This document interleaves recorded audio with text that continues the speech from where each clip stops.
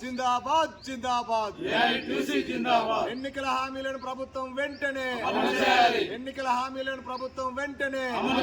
సింగరేణి కార్మికులకు ఇచ్చిన హామీలను వెంటనే సొంతింటి పథకాన్ని పెట్స్ పై ఇన్కమ్ ట్యాక్స్ ని పెండింగ్ లో ఉన్న కార్మిక సమస్యలన్నిటినీ పరిష్కరించాలి. కార్మికుల ఐక్యత. కాలంలో మరి ఏఐటీసీపై ఐఎన్టీసీ నాయకులు తప్పుడుగా విమర్శించడం హాస్యాస్పదంగా ఉంది.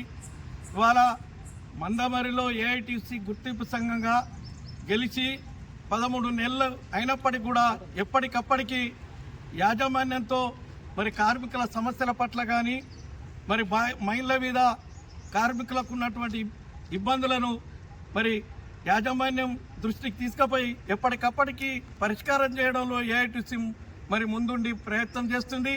దీన్ని జీర్ణించుకోలేటువంటి ఐఎన్టీసీ నాయకులు ఇవాళ ఇప్పటికి కూడా ప్రభుత్వం అండదండలు లేని మరి యాజమాన్యంతో బెదిరిస్తూ వాళ్ళ కార్యాపన చేసుకుంటూ ఇవాళ సర్పేసులల్లా మరి వాళ్ళే ఇవాళ ఉంటుంది తప్ప ఏఐటీసీ మీద దుష్ప్రచారం చేయడం చాలా శోచనీయం.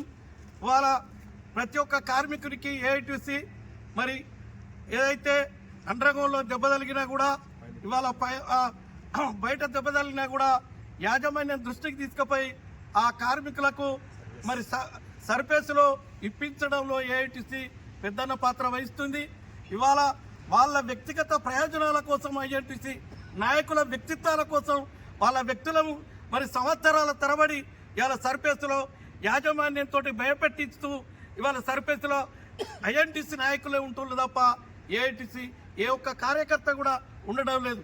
ఇది దొంగే దొంగ అన్నట్టుగా ఇవాళ ఐఎన్టీసీ నాయకులు ఏఐటీసీని విమర్శించడం మానుకొని కార్మికుల పక్షాన న్యాయబద్ధంగా మరి ఏ కార్మికుడికైతే ఇవాళ దెబ్బలు తగిలినో ఆ కార్మికుని పక్షాన ఉండి ఇప్పియాలి తప్ప వ్యక్తులుగా మీ యొక్క కార్యకర్తలకే మీరు ఇవాళ కేకేపై మైండ్లో సంవత్సరాల తరబడి మీ కార్యకర్తలు ఉంటున్నారు. మరి మిగతా కార్యకర్తలు ఉండద్దా? ఇవాళ న్యాయమైనటువంటి కార్మికుడు సర్ఫేస్లో ఉండాలా లేదా? దెబ్బ కలిగినటువంటి న్యాయబద్ధంగా ఏదైతే కార్మికుడు ఉన్నాడో ఆ కార్మికులకే ఇప్పిస్తున్నాం తప్ప మా కార్యకర్తలకు ఎవరు లేరు. ఇది దేనికైనా సిద్ధం. మీరు ఛాలెంజ్గా వస్తే మీరు నిరూపించడానికి సిద్ధం. ఇకపోతే మీరు ఇవాళ ఏదైతే కార్మికులకి హామీలు అయితే ఇచ్చిర్రో ఆ హామీలు మీ ప్రభుత్వంతో కొట్లాడి ఇప్పేయాలి తప్ప మరి పోరాడేటువంటి ఏఐటీసీ ఎర్రజెండా సంఘాన్ని విమర్శించితే ఎక్కడికక్కడ మా కార్యకర్తలు ప్రతిఘటిస్తారు. మీ తత్వం ఏంటిదో తెలుసు. మీరు గతంలో గుర్తింపు సంఘంగా ఎన్నికైనప్పుడు కక్ష సాధింపు చర్యలు ఏ రకంగా చేసిల్లో ఆ రకంగా మేము చేస్తలేము కనుకనే మీరు రెచ్చిపోతున్నారు. కాబట్టి తస్మాత్ జాగ్రత్త అని ఐఎన్టీసీ నాయకులను హెచ్చరిస్తున్నారు. గుర్తింపు సంఘం ఎన్నికలు జరిగి దాదాపు సంవత్సర కాలం అయిపోయింది. మరి గెలిచినటువంటి ఏఐటీసీకి గుర్తింపు పత్రం ఇవ్వాల్సిన పరిస్థితి వచ్చినప్పుడు ఇలా రాష్ట్ర ప్రభుత్వం కానీ కొన్ని కార్మిక సంఘాలు త్రికాసు పెట్టడం వల్ల ఆలస్యం జరిగింది. దానివల్ల ఇలా కార్మికులకు సంవత్సర కాలం నష్టం జరిగింది కార్మిక సమస్యల పరిష్కార విషయంలో. మొన్న రీసెంట్లీ 2 మీటింగ్లు జరిగినాయి. స్ట్రక్చర్ సమావేశం 2 కార్పొరేట్లో కూడా జరిగింది. వాటిలో కార్మిక సమస్యలు మాట్లాడి సాధ్యంత వరకు కొన్ని పరిష్కారం చేయడం జరిగింది పెండింగ్ సమస్యలన్నీ. ఈ మధ్యకాలంలో ఏఐటీసీ నాయకులు మాట్లాడుతూ ఉన్నారు. ఏఐటీసీ యాజమాన్యంతో కుమ్ముక్కయింది, కార్మికులను పట్టించుకుంటూ లేడని చెప్తా ఉన్నారు. ఇలా ఏఐటీసీ కార్మిక పక్షాన్ని నిలబడుతుంది. ఏఐటీసీకి ఒక చరిత్ర ఉన్నది. ఇలా కార్మికులు 4వ సారి కూడా ఏఐటీసీ గుర్తింపు సంఘం గెలిపించారంటే ప్రగాఢమైన విశ్వాసం ఎర్రజెండా ఏఐటీసీపై ఉంది. కార్మిక వర్గానికి వాళ్ళ రుణం తీర్చుకోవడానికి ఇలా యాజమాన్యంతో కానీ రాష్ట్ర ప్రభుత్వం ఏ ప్రభుత్వం ఉన్నప్పుడు కానీ కార్మికులకు అన్యాయం చేయాలని చూస్తే ఖచ్చితంగా ఎదిరిస్తాం, పోరాటం చేస్తాం. ఇలా వెనుకపోయేది లేదు. ఇవాళ మీ ప్రభుత్వం ఉన్నదని మీ సర్కార్ సంఘం ఐఎన్టీసీ వాళ్ళు ఇవాళ సంఖ్యలు గుద్దుకుంటే ఇవాళ జియో ఆఫీసులో చుట్టూ ఇవాళ మహిళల మీదకి వచ్చి దౌర్జన్యంగా మా ప్రజాప్రతినిధులని చెప్పేసి ఇవాళ ఇస్తూ ఉన్నారు. ప్రోటోకాల్ విషయంలో రావచ్చా, కోడ్ ఆఫ్ డిసిప్లిన్ ఉందా? కానీ ఇవన్నీ ఏంటంటే మా ప్రభుత్వం ఉన్నది, ఓడిపోయినా కానీ ఇవాళ వేస్తామని చెప్పి పైరవిలో వేసుకుంటూ ఇలా కాలం చేస్తూ ఉన్నారు. అయినా మేము ఏమంటలే మిమ్మల్ని మాట్లాడుకొని సమస్యల కార్మికుల పరిస్థితి బాగుంటుంది.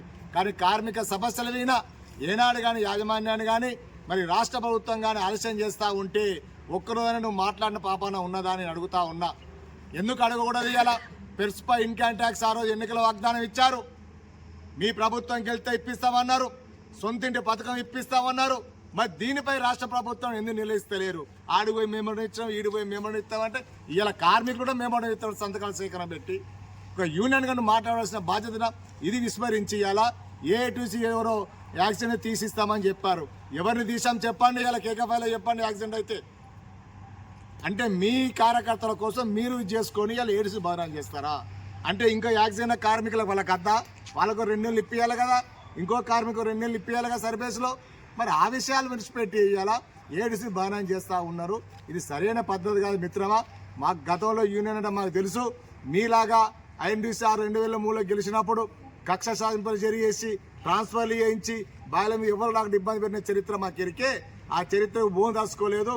ఇప్పటికైనా మనం అందరం కలిసి కార్మికులు ఇచ్చిన వాగ్దానాలు ఎన్నికలు కాబట్టి వాటిపై కృషి చేద్దాం, వాటితో కలిసి రండి. కానీ ఈ చౌకబారు మాటలు మాట్లాడి ఏదో మమ్మల్ని బదనాలు చేద్దామని చూస్తూ ఉన్నారు.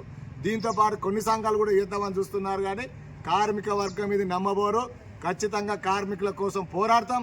కార్మికుల హక్కుల కోసం కూడా ఖచ్చితంగా ప్రభుత్వాలను కూడా అడిగి ఒక పరిష్కరించకపోతే వాటిని కూడా దినదిస్తా పరిస్థితి వస్తుందని చెప్పి తెలియజేస్తూ కార్మిక వర్గం కూడా రేపు ఏఐటీసీ కార్మిక సమస్యలపై పోరాటానికి కూడా సిద్ధమవుతా ఉన్నది. ఆ విషయంలో కూడా కార్మికులందరూ సహకరించాలని చెప్పేసి ఏఐటీసీగా విజ్ఞప్తి చేస్తూ ఉన్నాం.